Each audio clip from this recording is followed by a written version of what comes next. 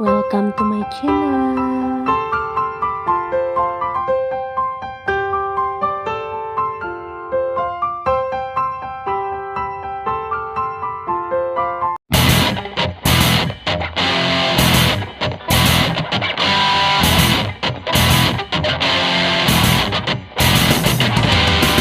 Assalamualaikum warahmatullahi wabarakatuh.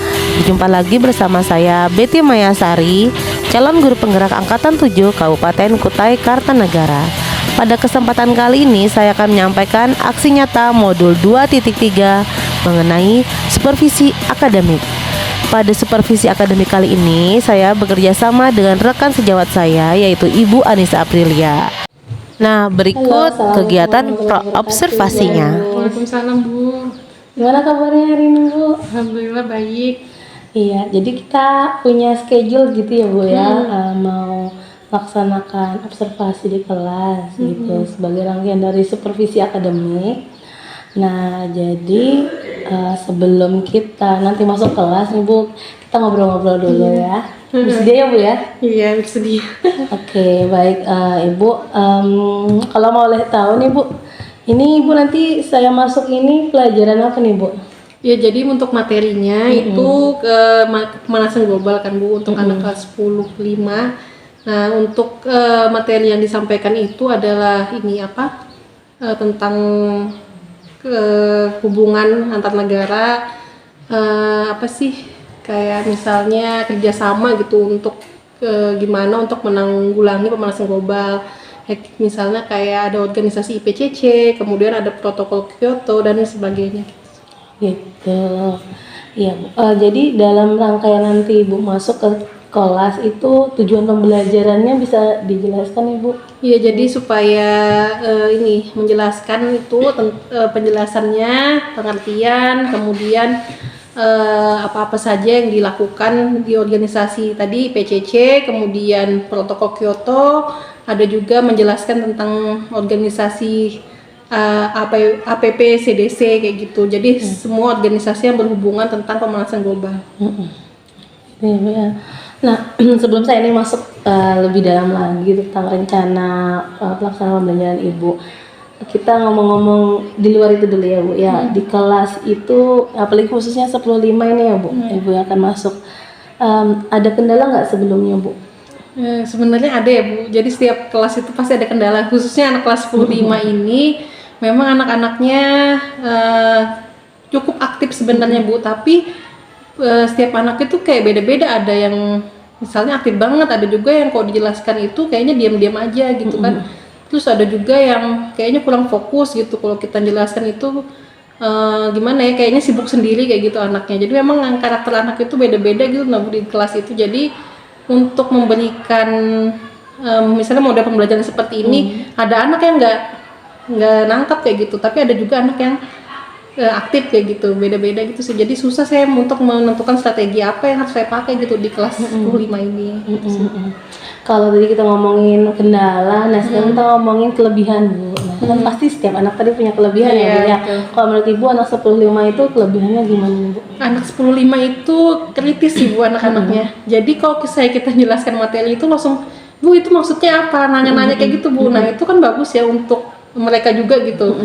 Jadi setiap saya jelaskan langsung rasa penasarannya itu sih, Bu, yang buat mereka itu semangat juga untuk belajar. Jadi materi itu nggak berkembang di situ aja, tapi berkembang lebih banyak dengan pertanyaan-pertanyaan mereka gitu sih.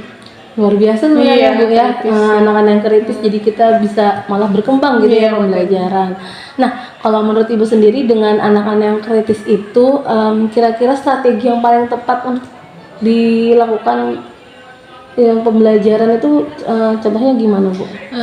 Kalau menurut saya sih, Bu, jadi untuk strateginya saya lebih sering lakukan diskusi ke anak-anak. Jadi dibuat per kelompok. Jadi anak-anak yang tadinya mungkin kurang aktif atau kurang kritis, mungkin ketika berkelompok dengan teman-teman yang kritis tadi bisa jadi ikut-ikutan, Bu. Jadi rasa penasaran juga ada kayak gitu. Jadi saya sering buat kelompok sih, Bu, di anak-anak kelas 10-5 ini. Misalnya ngerjain tugas ya silahkan kerjasama berkelompok kayak gitu. Jadi nggak mandiri sendiri. Karena kan kalau sendirian itu kayaknya ilmunya ya di mereka aja, sedangkan siapa tahu ada teman yang aktif kayak gitu kan bisa bagi ilmunya ke teman-teman yang kurang kayak gitu sih. Luar biasa ya Bu ya. Jadi itu dengan pembelajaran berkelompok tadi Iya. itu malah dapat membuat anak semakin berkembang ya, tidak hanya untuk dirinya sendiri, juga untuk teman-teman yang lainnya. Selama ini Bu ngajar kelas 10-5 ini selain menggunakan metode yang berkelompok, ada nggak metode-metode lain yang Ibu gunakan Bu? Metode ini sih Bu, membuat presentasi. Kadang ini kan karena kelas 10-5 ini materinya tentang pemanasan global kan Bu. Jadi kemarin tuh juga, saya juga coba untuk buat karya kayak gitu kan, gimana caranya recycle gitu kan sampah-sampah yang ada. Jadi ya itu membuat karya-karya kayak gitu, karena kan tadi anak-anak itu ada yang suka materi, kemudian ada suka yang praktek kayak gitu kan Bu. Jadi saya coba juga untuk buat yang praktek kayak gitu supaya mereka juga seneng kayak gitu, enggak teori-teori melulu aja gitu. Jadi juga buat praktek juga, yaitu tadi kayak buat karya gitu untuk apa sih, sampah-sampah itu ternyata bisa kita buat karya kayak gitu untuk menanggulangi pemanasan global gitu kan. Intinya masuk ke materinya juga. Iya, keren banget ya Bu ya. Jadi ternyata selain ada Ibu bisa mendeteksi nih ada anak yang sukanya belajar gitu kan ya. Ada juga yang suka praktek ternyata gitu ya Bu ya. Jadi setiap anak tuh ternyata berbeda-beda ya dalam satu kelas tuh kondisinya. Nah, kalau dalam istilahnya itu ilmu pendidikan itu namanya Ibu tuh sudah menggunakan pembelajaran diferensiasi Bu ya gitu. Karena bukan berarti membeda-bedakan anak, tapi kita memberikan fasilitas kepada anak dengan tipe yang berbeda gitu kan. Jadi tipe anak yang seperti ini kita fasilitasi seperti ini. Terus tuh yang anak yang suka bergerak motoriknya kita fasilitasi seperti ini. Ini luar biasa banget Ibu udah laksanakan pembelajaran berdiferensiasi ternyata di sekolah tanpa kita sadari gitu kan ya. Mungkin Ibu baru dengar kata berdiferensiasi itu enggak sih Bu? Iya, baru juga sih Bu dengar ya. Tapi mendalaminya belum gitu ya. Belum. Dan ternyata sebenarnya kita sudah melakukan itu, cuma kita nggak sadar aja gitu ya. Jadi mungkin kedepannya itu nanti kita bisa sharing nih Bu tentang pembelajaran berdiferensiasi itu seperti apa gitu kan. Jadi lebih maksimal kita mengajar ke anak-anak dan juga pada dasarnya kan kita mengajari untuk memfasilitasi anak gitu kan ya, untuk membuat kita itu berpihak pada anak kayak gitu. Nah, sekarang saya nanya lagi nih Bu. Jadi nanti rencana Ibu materi apa tadi ya Bu ya? Pemanasan global. Area pengembangan yang hendak dicapai ini apa nih Bu? Nah, area pengembangannya jadi saya tuh pengennya sih siswa itu ngerti kan Bu. Jadi kalau dalam materi pemanasan global itu memang pemerintah itu punya tujuan supaya materi pemanasan global ini bisa dicapai ke dunia pendidikan. Nah, akhirnya kan masuk materi pemanasan global ini. Jadi saya tuh pengen anak-anak itu tahu gitu Bu, kalau pemanasan global itu sekarang di abad 21 ini berbahaya banget kayak gitu kan ya. Suhu bumi rata-rata semakin tinggi gitu. Jadi saya tuh pengen anak-anak itu tahu dan kalau bisa nyebarkan juga gitu kan ya ke orang-orang di sekitar mereka kalau bumi kita tuh semakin kesini semakin semakin dibilang buruk enggak sih Bu ya, semakin tidak baik-baik saja kayak gitu kan Bu. Jadi dengan materi ini saya harapkan siswa itu bisa paham dan bisa menerapkan ke kehidupan sehari-hari mereka bahwa cara menanggulangi pemanasan global itu ya macam-macam tadi kan Bu. Salah satunya tadi yang saya praktekkan membuat sampah tadi menjadi sebuah karya misalnya. Terus juga saya kasih tahu gitu kalau bisa ke sekolah goncengan sama temannya naik motor atau naik sepeda boleh bareng-bareng kayak gitu. Terus juga misalnya kalau ke sekolah itu bawa tempat bekal aja atau bawa botol minum kayak gitu, jangan beli yang botol sekali pakai. Nah, jadi saya tuh pengen ya kayak gitu untuk anak-anak itu menerapkan ke kehidupan sehari-harinya hal-hal supaya bumi ini semakin lebih baik kayak gitu sih Bu. Jadi materinya nyangkut juga nih supaya diterapkan ke kehidupan sehari-hari. Ya luar biasa. Jadi ada sangkut pautnya dalam kehidupan sehari-hari. Jadi ya untuk mengantisipasi atau menanggulangi pemanasan global, bagaimana caranya tidak hanya teori tapi prakteknya ya Bu ya dalam kehidupan sehari-hari dengan hal-hal sederhana yang seperti disampaikan. Naik sepeda atau apa tadi itu membawa botol atau tempat makan sendiri Bu ya. Jadi tidak membuang sampahnya, tidak menghasilkan sampah-sampah baru gitu ya Bu ya. Nah, untuk strategi yang ingin dilaksanakan nanti seperti apa nih Bu?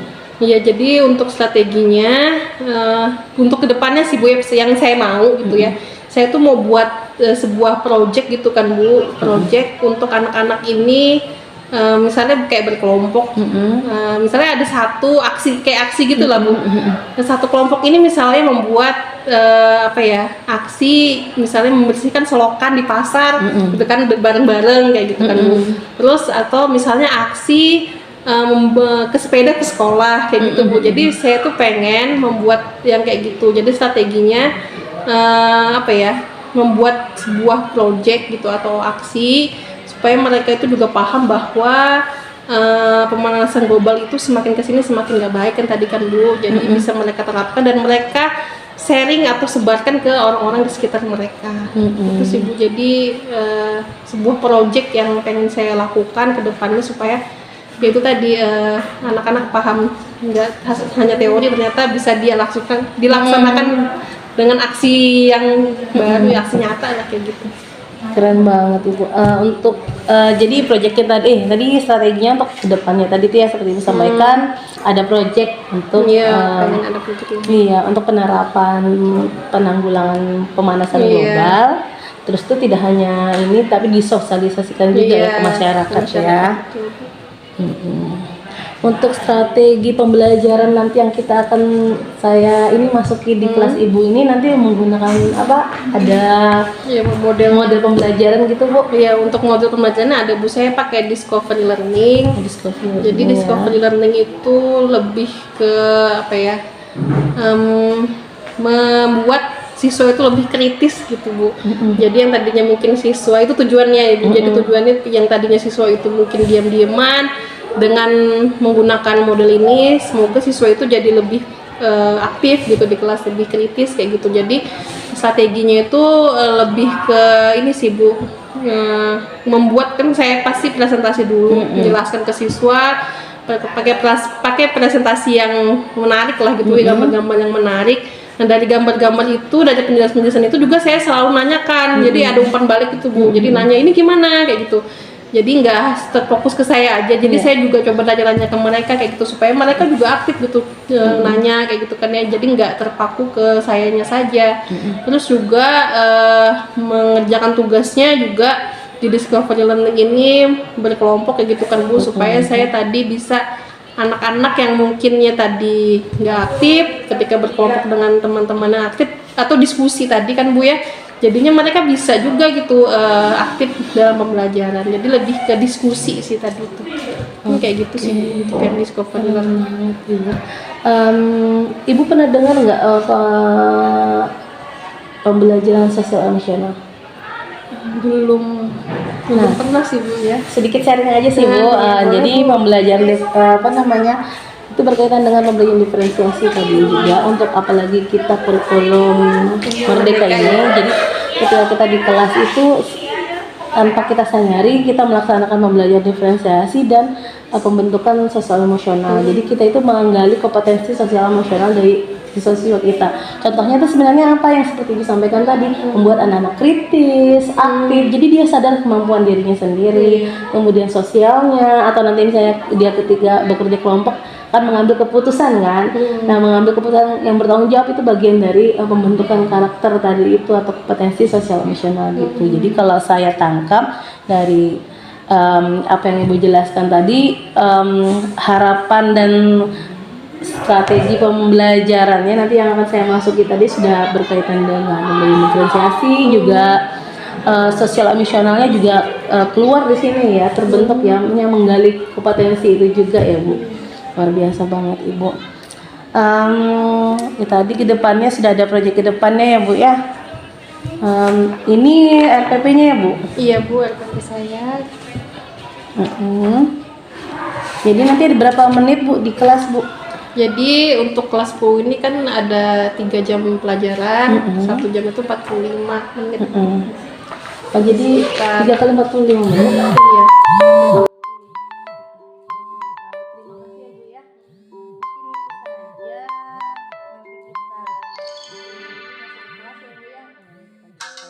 Nah, demikianlah hasil observasi dari kegiatan supervisi akademis ini. Kita lanjut ke observasinya. Pelaksanaan observasi dilaksanakan di kelas 105 SMA Negeri 1 Sanga-Sanga. Materi dari kegiatan observasi ini yaitu pemanasan global, mata pelajaran fisika.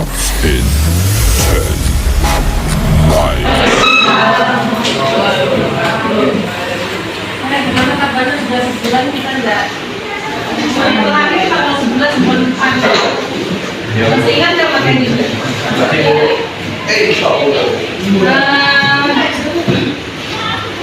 Dulu itu warna kuliah itu apa? Ini Elsa, Ibu, Fakir, Fikia, Gita, Griselda, Manda Iqbal, Kayla, Mahasiswa Desi, Mantasa, Melika, Muhammad Rido, sama-sama temannya ya. Apa? 127 ya.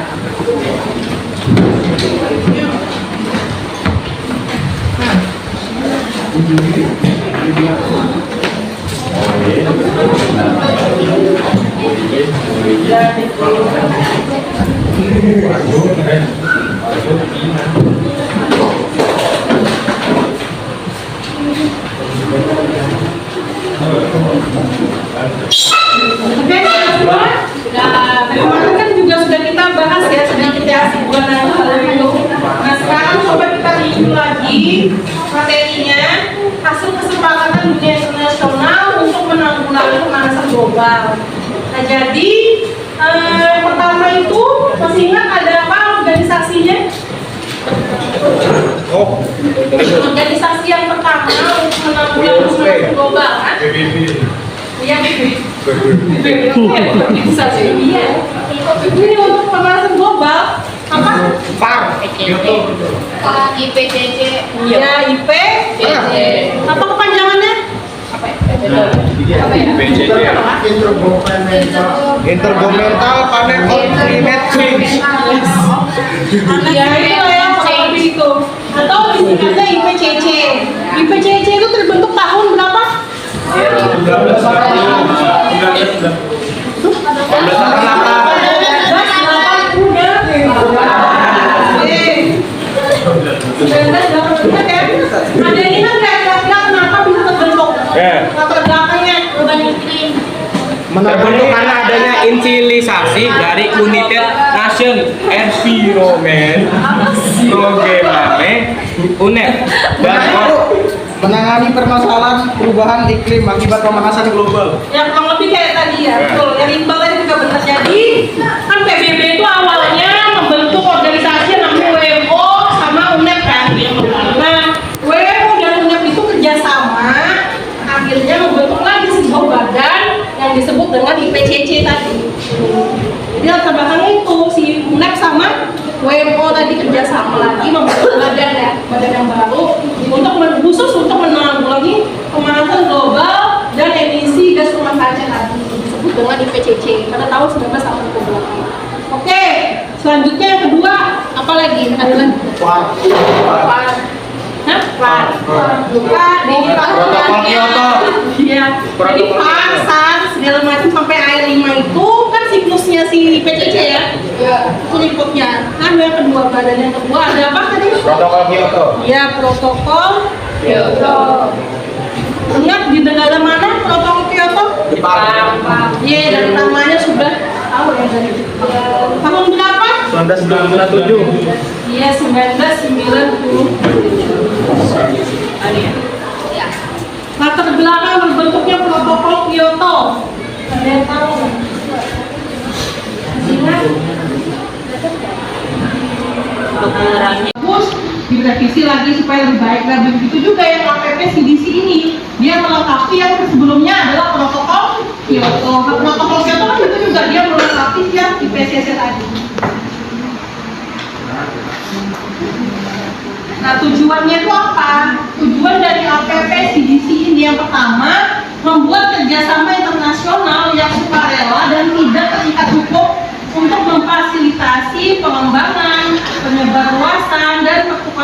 teknologi yang relatif murah, bersih dan lebih efisien. Tapi ini khusus untuk kerjasama antara 6 negara itu saja ya. Indonesia nggak termasuk, jadi negara-negara yang tadi aja, negara-negara yang maju tadi itu aja. Ada India, kan Korea Selatan, Australia, Jepang. Pengurangan polusi tadi, ketahanan energi dan penanggulangan perubahan iklim. Kalau di gambar ini kan lagi nih ada apa nih namanya? Mungkin ada atau PL? PLTS ya, pembangkit listrik tenaga surya. Kayak keempat, menyediakan forum untuk berbagi kebijakan dalam negara yang berhubungan dengan pengembangan energi lingkungan. Jadi keenam atau 7 negara tadi harus membuat atau menyediakan forum gitu, diskusi ya, untuk membahas tentang kebijakan dalam negara yang berhubungan dengan pengembangan energi lingkungan dan sebagainya. Jadi negara-negara tersebut harus bersedia kayak gitu untuk selalu gitu ya, membuat forum atau berdiskusi dan membahas hal-hal tersebut kayak gitu ya. Karena negara inilah yang mempunyai power kuat dari kebanyakan negara-negara di dunia. Jadi mereka sebagai persen dari produksi baja di dunia. Kerjasama yang harus mereka lakukan adalah melakukan inovasi baru dalam efisiensi energi dan material pada pembuatan baja. Tahu ya baja? Nah yang kelima ada industri aluminium. 6 negara itu 37% dari produksi aluminium di dunia.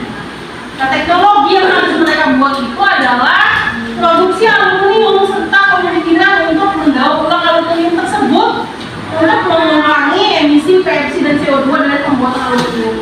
Jadi bukan cuma sekedar membuat aluminium aja, bahan-bahan dari aluminium, tapi bagaimana caranya untuk mendaur ulang aluminium serta mengurangi emisinya. Gitu ya. Jadi itu tugasnya memang karena negara itu cukup berat ya. Nah, kalau kita kan bisa aja. Nah kemudian yang ke-6 itu ada semen. Ke-6 negara atau ke-7 negara tadi merupakan 61% dari produksi semen di dunia. Nah teknologinya tuh ini, produksi semen dan mengurangi emisi gas rumah kaca, membantu pembangunan di negara berkembang dengan semen yang dihasilkan dari pabrik ramah lingkungan. Ya, jadi mereka itu wajib membuat pabrik semen yang ramah lingkungan. Kemudian semen-semen yang mereka produksi itu kalau bisa gitu ya diekspor ke negara-negara berkembang dengan semen yang dihasilkan dari pabrik yang ramah lingkungan tadi.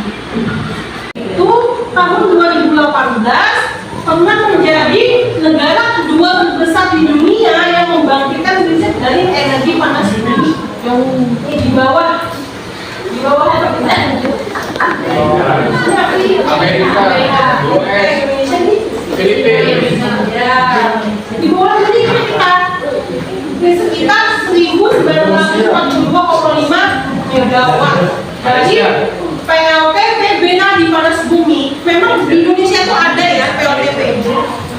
Kalau kalian lihat di sana.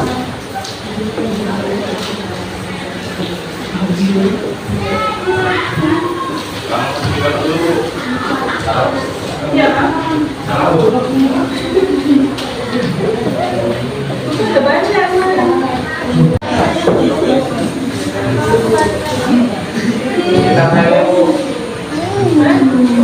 Boleh gue tanya.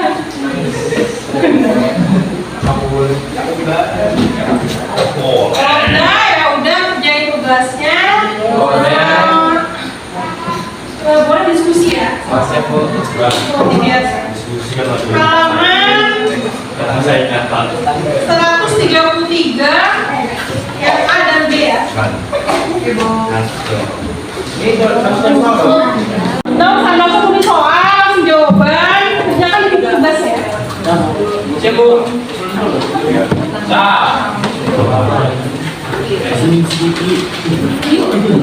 Boleh diskusi ya, tapi jangan bawa kemana ya, Bang? Video tadi. Oke, masih banyak. Tulis soalnya, Pak Bu.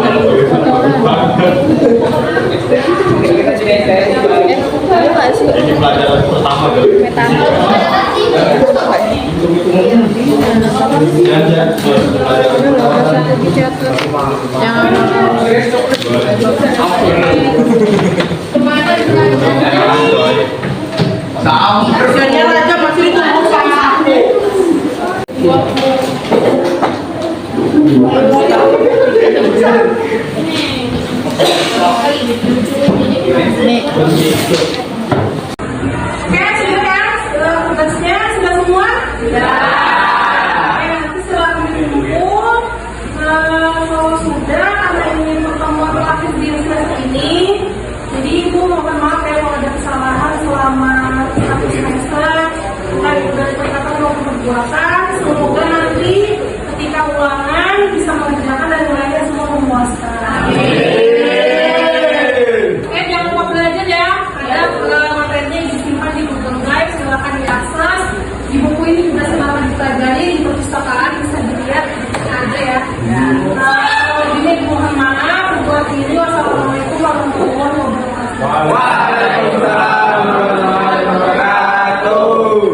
Sekian video dari saya. Assalamualaikum warahmatullahi wabarakatuh.